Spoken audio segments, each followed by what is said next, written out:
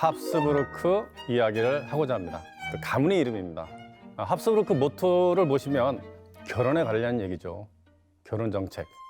그 중에 가장 대표적인 사람 중에 한 사람이 카를 5세. 근데 이 사람의 아들은 더하죠. 펠리페 2세는 더했죠. 스페인의 왕과 포르투갈의 왕이 되는 시기를 맞습니다. 그래서 두 나라가 갖고 있었던 해외 식민지들을 다 차지하게 되죠. 유명한 카를 다리를 만듭니다. 굉장히 유명한 다리입니다. 뷰가 좋고 누구나 한 번쯤 걸어보면 이제 좋은 다리가 이제 카를 다리입니다. 밤에 가면 더 멋있어요. 예. 비엔나 가장 중심에 있는 슈트판 대성당입니다. 자, 그다음에 만나볼 인물은요, 게이른뱅이 프리드리히 3세입니다. 프리드리히 3세. 왜 게이른뱅이냐면 합스부르크 역사상 이렇게 아무것도 안 한 사람은 역대 없었어요. 그래서 가장 욕도 많이 먹고 가장 비난도 많이 당하고 하여튼 최악의 평가를 받았던 인물이 프리드리히 3세입니다. 물론 황제예요. 한 게 아무것도 없어요. 콘스탄티노플. 그러니까 이스탄불이 지금이 이스탄불이 옛날에 콘스탄티노플이거든요.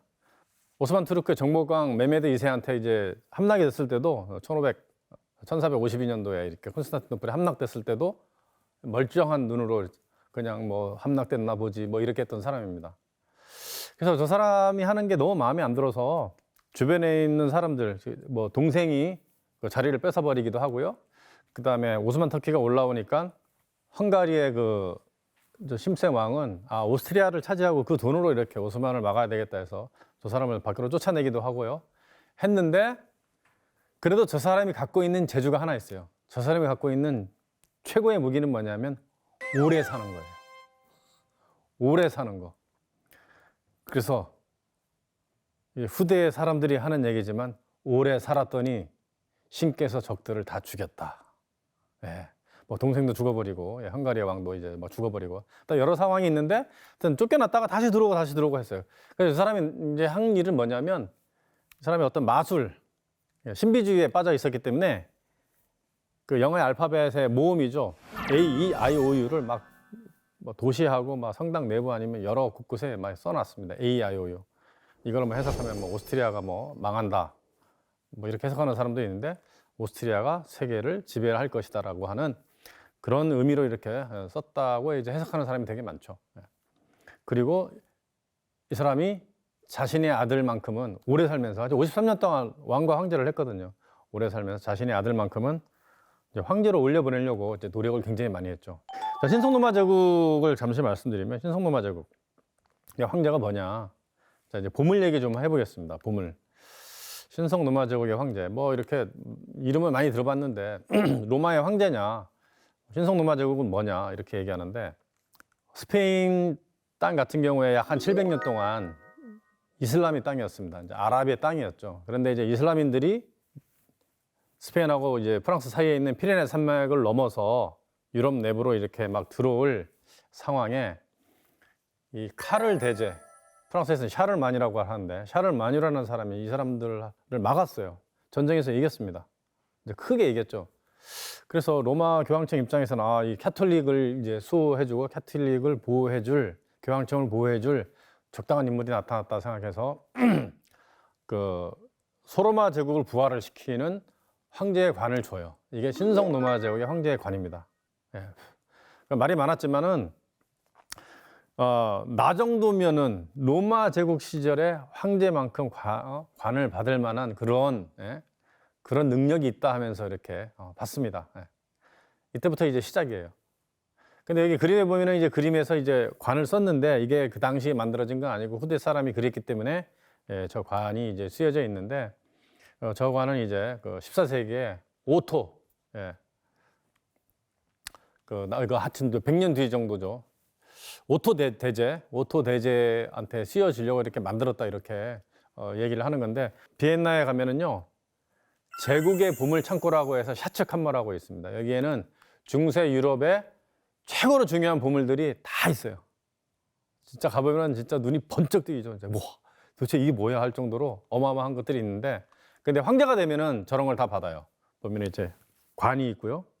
보면 이상한 창 같은 게 또 있어요. 뭐 이렇게 금이 이렇게 쌓여져 있는 창도 있고요. 십자가도 있고요. 그다음에 칼도 있고, 예. 그다음에 이렇게 뭐 동그란 거 위에 이렇게 십자가 그려져 있는 이런 것들도 있고 여러 가지를 이제 봤습니다. 예. 저기 이제 가장 중요한 그 보물 중에 하나인데 이게 신성 로마제국 황제의 관이에요. 예. 14세기 정도에 만들어졌다고 추정을 하는 건데 뭐 저런 관도 처음에는 이제 뭔지 몰라가지고 막 이렇게 막 술집에서 막 거래가 되고 아주 천대받을 정도도 있습니다. 왜냐하면 황제의 관 정도면 굉장히 정교하고 꼼꼼하고 정말 화려하고 잘 만들었을 것 같은데 굉장히 투박하죠. 너무 자연스러워요. 네. 그래서 가운데 보면은 이제 이쪽에 가운데 쪽에 보면은 12개 보물이 있는데 자연석 보석 12개가 박혀 있는데 뭐 기독교 세계에서 얘기하는 뭐 12지파, 뭐 12사도, 뭐 12, 뭐 예언자 뭐 이런 식으로 이제 해석을 하는데 팔각으로 돼 있어서 뭐 예루살렘을 상징한다 아니면 완벽한 숫자이다 뭐 이런 식으로 이야기를 하죠. 이제 거기 주변에 보면 왕관 주변에 보면 이렇게 에나멜로 이렇게 인물들의 형상을 새겨놨는데 그 역사적으로 그 전설적으로 굉장히 유명한 인물들의 그 모습을 해놨습니다. 이제 솔로몬이 있고요, 다비드가 있고 다윗이죠. 그 다음에 예언자 예제케일이 있습니다. 죽을 목숨에서 신이 이렇게 목숨을 좀 더 연명시켜줬다고 하는 장수의 상징이죠.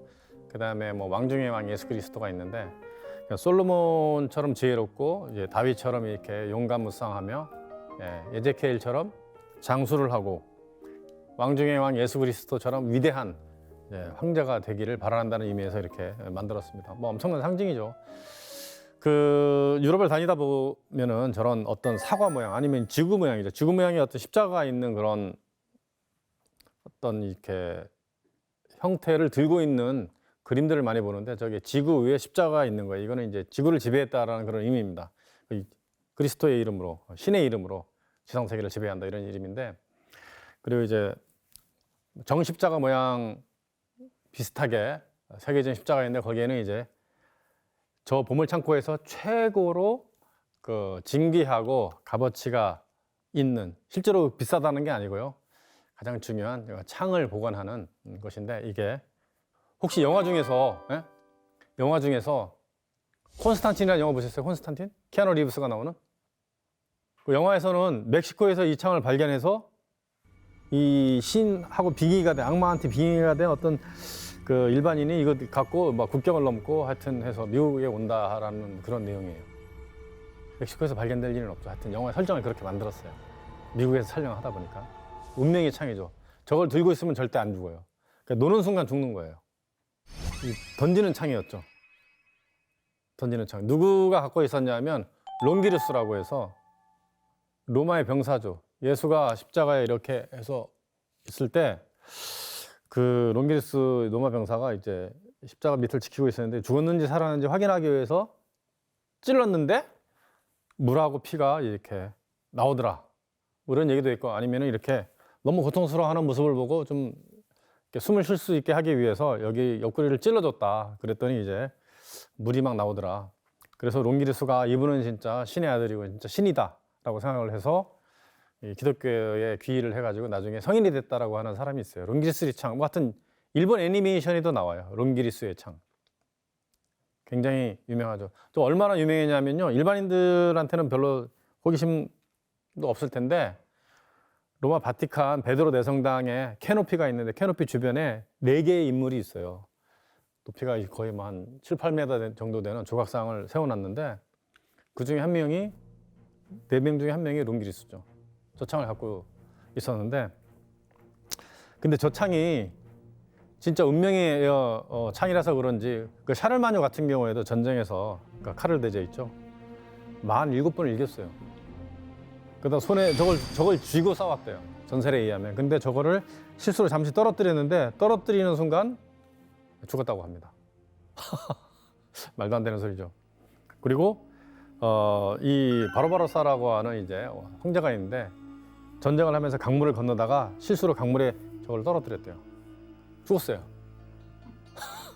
뭐 이렇게 쉽게 죽어? 그냥 저거 잡았다가 떨어뜨리면 죽는 거예요. 근데 그런 경우가 되게 많아. 나폴레옹도 이게 와서 나폴레옹이 여기 장가를 나중에 오거든요. 나폴레옹이 오스트리아 정복하고 나서 맨 처음 하고 싶은 게 저 운명의 창, 승리의 창이에요. 저것만 있으면 세상을 정복할 수 있다고 생각했기 때문에. 근데 반대를 해서 못 가졌죠. 히틀러가 대박이죠. 히틀러. 오스트리아 출신 히틀러가 나중에 쫓겨나거든요. 예, 쫓겨나요. 왜냐면 군대를 안 가기 때문에 쫓겨났는데 나중에 뭐 복수하러 왔는지 어쨌는지 모르겠는데 내 생각에는 좀 운명의 창을 가지러 왔던 것 같아요. 승리를 하려고. 나중에 오스트리아로 들어옵니다. 들어와서 딱 하루만 연설하고 딱 가요. 비엔나에 연설해서 딱 갑니다. 그리고 저기 보물들 다 가져가죠. 예. 그래서 전쟁을 하면 히틀러가 계속 이겼다고 그래요. 계속 이겼다고 그래요.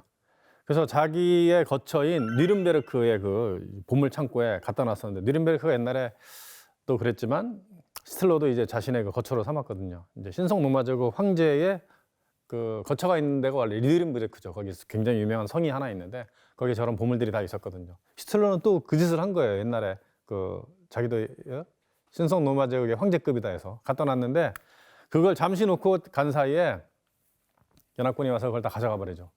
그런 다음에 8시간 만에 권총 자살해서 죽습니다. 하여튼 이런 사연이 있어요. 그러니까 패튼 장군은 그 내용을 알고 다시 오스트리아에 돌려주는데 저게 그 어떤 왕관, 어떤 명예, 어떤 그 보물보다 더 높습니다. 운명의 창.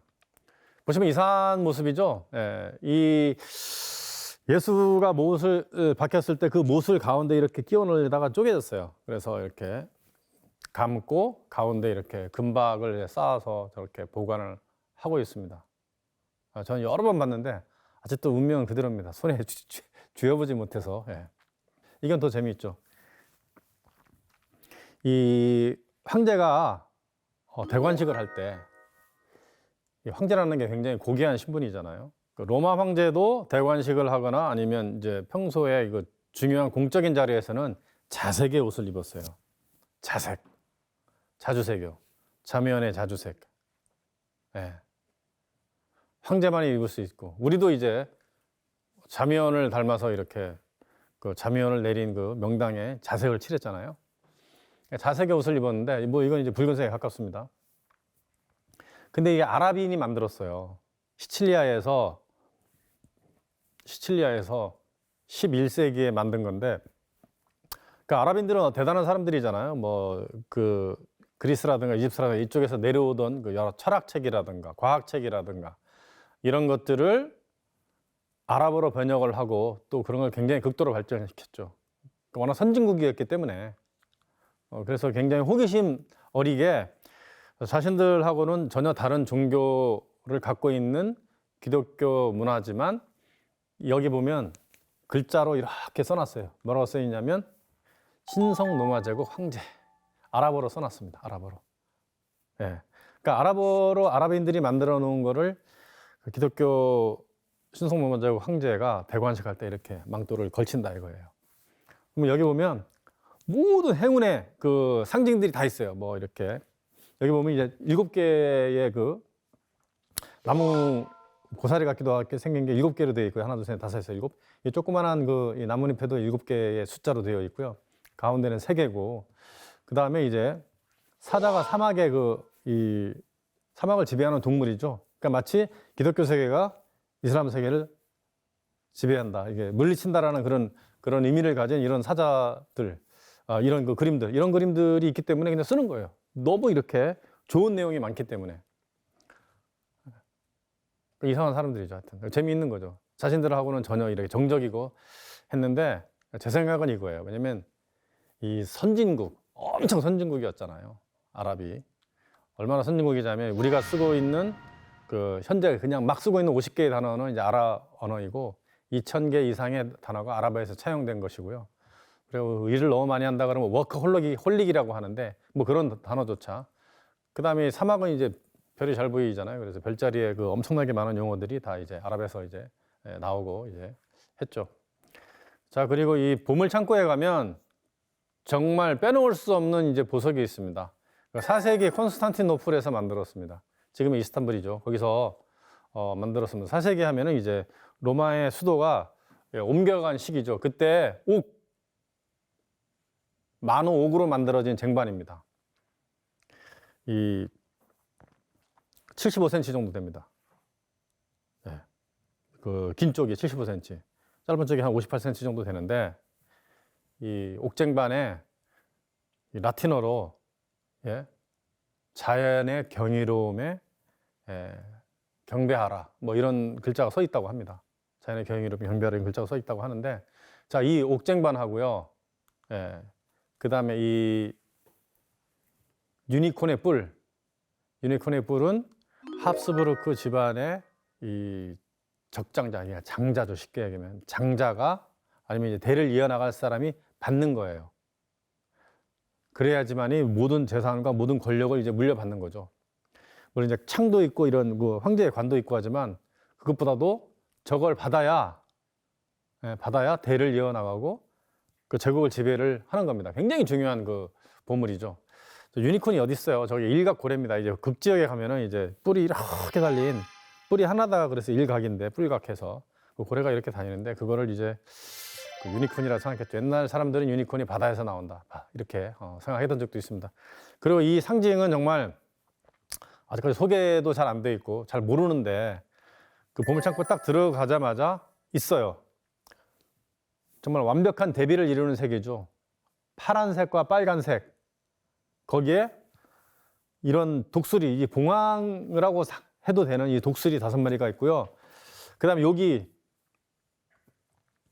이제 은박으로, 은실로 아주 좀 조밀하고 촘촘하게 짰는데 이게 어떤 형태인지 사실 구별이 잘 안 됩니다. 이렇게 돼 있어요. 이렇게 돼 있는데 여기에 굉장히 그 신적인 인물이 가운데 여기 양쪽 사방에 있고요. 그 다음에 용이 이렇게 실로 이렇게 띄어져 있어요. 용 2마리가. 최고로 그 신성시하고 가장 높은 그 영예와 그 지위를 상징할 때 용을 씁니다. 굉장히 중요한 그 내용이죠. 요거 이런 상징 체계를 이 사람들은 가져다 썼어요. 자, 그 다음에 볼 인물은 막시밀리안 1세입니다. 저희가 서두에서 합스부르크의 모토는 이제 결혼 정책이다. 남들은 전쟁을 하든지 말든지 너 행복한 오스트리아여 결혼을 하라. 이거를 구체적으로 실현해 나간 인물이 바로 또 그런 비아냥거림을 받은 인물이 바로 막시밀리안 1세입니다. 아버지가 그렇게 무능했던 아주 철저하게 무능하고 갖고 있는 능력이라는 것은 아주 오래 살아서 적들을 신께서 다 죽이게 만든 프리드리 3세의 아들입니다. 이 막시밀리안은 아버지의 그 무능함 때문에 정치하는데 굉장히 애로사항이 많았습니다.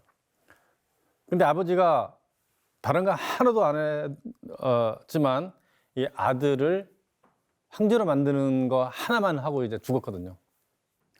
그래서 아버지가 너무 못하니까 아들도 마찬가지려니 해가지고 굉장히 어려웠는데 이 사람이 잘한 게 딱 하나 있어요. 뭐 역시 인사가 만사다라고 해서 사람 고용을 굉장히 잘했어요.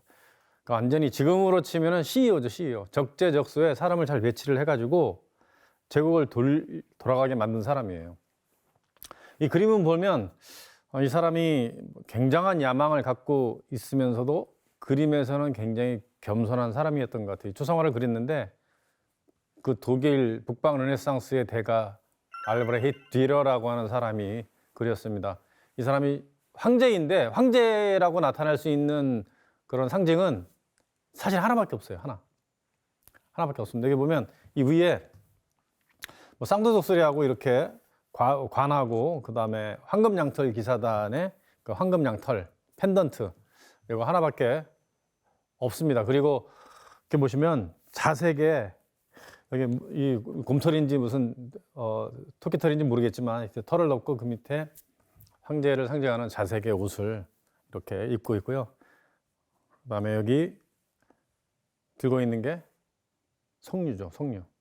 석류 안에 씨가 굉장히 많잖아요. 그러니까 제국이 번영 또는 자손이 번영하기를 하여튼 뭐 잘 먹고 잘 살기를 기원하면서 저 그림을 그리긴 했습니다. 굉장히 유명한 이 그림에 그 앞으로 이제 합스부르크 미래가 어떻게 전개되는지 살짝 이제 보여주는 그런 그림이 되겠는데요. 잠시 설명을 하자면 이제 막시밀리안이 있고 막시밀리안의 첫 번째 부인이 있습니다. 부르근트의 마리.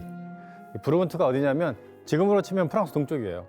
예전에는 그 프랑스 동쪽뿐만 아니고 이 지금의 벨기에, 네덜란드, 프랑스 북쪽까지 다 이렇게 차지해 있었습니다. 굉장히 그 부자 도시였고요.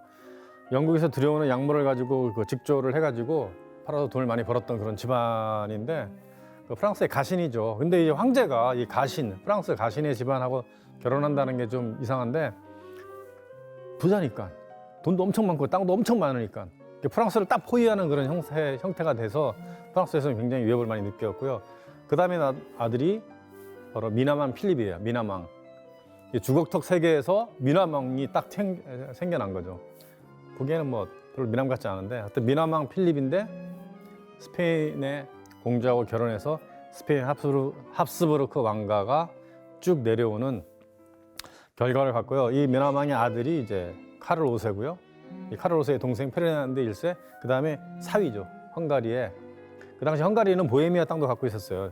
헝가리가 굉장히 넓은 영역이었는데 지금 이 트란실바니아에서 루마니아 북쪽도 다 차지하고 있었거든요. 그 사위 그림을 그렸는데 물론 이제 태어나지 않은 사람도 현실적으로 태어나지 않은 사람들이 이렇게 그려놓긴 했습니다. 막시밀리안 1세. 중세 최고의 기사라고 하는데 이 전쟁을 하면서 투구 갑옷을 쓰고 말을 타고 달리잖아요. 네? 말을 타고 달렸을 때 달리는 건 그냥 달릴 수 있는데 밑에서 위협을 해가지고 50kg에서 한 70kg 정도 되는 갑옷을 입은 사람이 쓰러졌다 그러면 못 일어나요. 자력으로 못 일어납니다. 그러면 죽는 거죠. 그래서 이 전쟁의 양상이 바뀌죠. 그 당시에 용병을 많이 고용을 했는데 보병 전투였어요. 그럼에도 불구하고 이 사람은 마상 창시합을 워낙 좋아해서 이 사람이 이제 중세 최고의 기사다 이렇게 얘기했죠. 그러니까 창시합을 해본 결과 이 보병이 더 좋겠다 해서 이제 보병 전투를 시작해서 프랑스하고 전쟁을 했는데 효과가 좋았죠.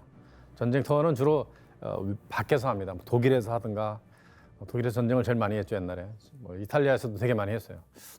자, 이 사람은 이제 부르근트의 마리하고도 결혼을 했지만 마리가 죽은 다음에 밀라노에 있는 스포르자 가문, 스포르차 거기 가면 스포르체스코 성이 있거든요. 스포르자 가문하고도 결혼을 합니다. 그래서 왕실을 둔 곳이 산속이에요. 비엔나가 아니고. 이번에 이제 빨간색으로 인스브루크라고 써 있는 곳이 있는데 이렇게 보면 완전히 알프스 산속 계곡에 있습니다. 앞에도 산, 뒤에도 산. 지난 시간에 이제 스키장이 엄청나게 많은 곳으로 소개를 해드렸는데 이렇게 케이블카 타고 이렇게 앞에 산에 올라가면 멋진 경관이 이렇게 지나가죠. 지금쯤 가보면은 저런 눈 쌓인 모습일 것이고요. 그러니까 시내가 아주 작고 예쁘고 정말 괜찮아요. 여행 갔을 때 참 푸근한 느낌을 많이 받죠. 왜냐하면 앞뒤로 산이 있고 또 경관이 시원하기 때문에 그렇고요. 또 굉장히 세련된 도시죠. 이탈리아하고 가깝기 때문에 오스트리아 사람들이 하는 얘기가 이탈리아 패션이 가장 먼저 들어오고 또 옛날부터 이제 제국의 도시였기 때문에 문화적으로 굉장히 발달했다. 실제로 굉장히 발달되어 있습니다. 겨울에 가면 이런 모습을 갖고 있고, 근데 가운데 도시 중심에 가면은 아주 멋진 건물이 하나 있습니다. 지금 멋있어 보이지 않는데 옛날에 저게 왕궁이었어요. 막시밀리안 1세가 이 인스부르크를 중심으로 해서 이제 활동을 했기 때문에 저 성을 만들었는데 이 성의 그 특징이 이 테라스 있는 지붕이 그 황금 동전처럼 보이는 것으로 가득 차 있습니다. 이 막시밀리안 1세의 할아버지 뻘 되는 프리드리 4세라고 하는 사람이 있습니다. 이 사람이 빈털터리 프리드리 4세거든요. 옛날에 어디 포로로 잡혀 있다가 가까스로 탈출해서 이 티롤 지역, 이쪽을 티롤 지역이라고 하거든요.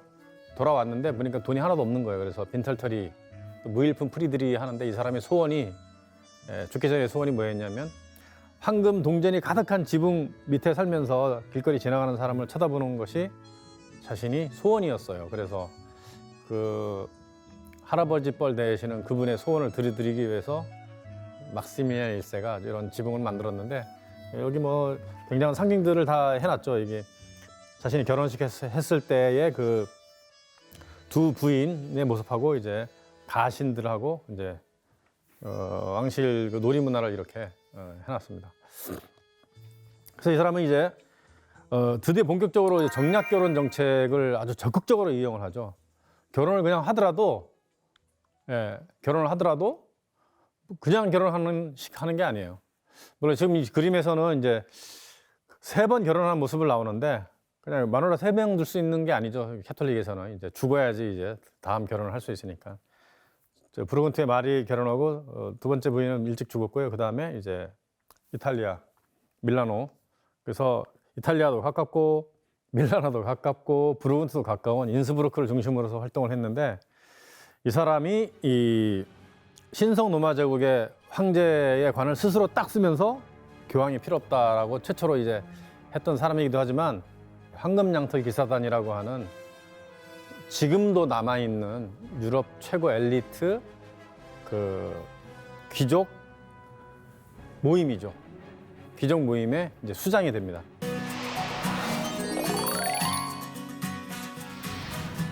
이 부르근트 아까 얘기했던 그 와인이 나온다는 부르근트의 선량공 필립이라는 사람이 있었습니다. 옛날 그리스 신화에 나오는 전설에 따라 황금양털 기사단을 만듭니다. 북방 르네상스의 대가라고 하는 알브레히트 듀레입니다. 합스부르크 왕실에서 고용된 귀족 화가예요. 프랑스와 1세는 이 사람도 예술적인 기질 뭐 이런 게 좀 있었나 봐요. 뭐 돈도 좀 있고 샹브로성 같은 경우 이거 굉장히 멋있잖아요. 프랑스와 1세가 사냥터로 사용했던 그런 성인데 레오나르도 다빈치가 이 설계에 참여했다는 그런 이야기가 있습니다. 모나리자. 이거 혹시 얼마일까요? 얼마? 그 2019년도에 경매가를 한번 예상 경매가를 매년 올리거든요. 유명한 그림에 대한 예상 경매가는 계속 올라가요. 펠리페 2세 이야기를 하려고 하는데 이 카를 5세의 아들입니다.